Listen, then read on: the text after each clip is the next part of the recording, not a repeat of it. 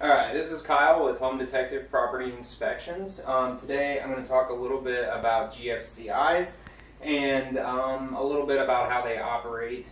I get a lot of questions from clients who they move into a home and they have a basement bathroom or a main floor bathroom, and they give me a call.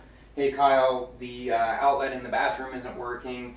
It worked in your report, what's wrong? And a lot of times what happens is these, for whatever reason, get tripped.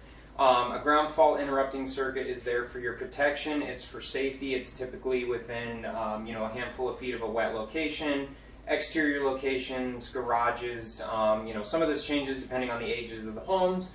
But likely what you're going to be dealing with is a unit kind of like what's on the wall here in my personal kitchen. Right now you can see the light indicating that it has actually been tripped. So what you're going to look for is the reset button, and it's just as simple as pushing the reset button, and then you'll see on my little tester here we have an indicator of the hot and the ground, indicating that the outlet is wired correctly and grounded.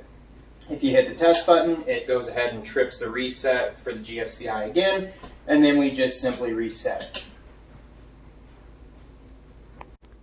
So where this can get a little more complicated is depending on the age of the house, and maybe there's been some renovations in the house before, and you may be dealing with an outlet that does not have the reset button on there, but it still may be GFCI protected in a different location. Now, depending on the age of the house, obviously some of this stuff changes, but typically one GFCI can control several different outlets throughout the home. And on a lot of older homes, to save money, the builders would have put like a centralized GFCI. Maybe there's one on the panel that controls all the bathrooms or something like that. So you may be dealing with a regular standard style outlet, and it is still indicating that it doesn't have any power. So I plug my tester in, or you plug your hairdryer in, and you've got no indicator. So then or no power. So what you need to do then is go around and check, pretty much everywhere in your house that you potentially may have a GFCI,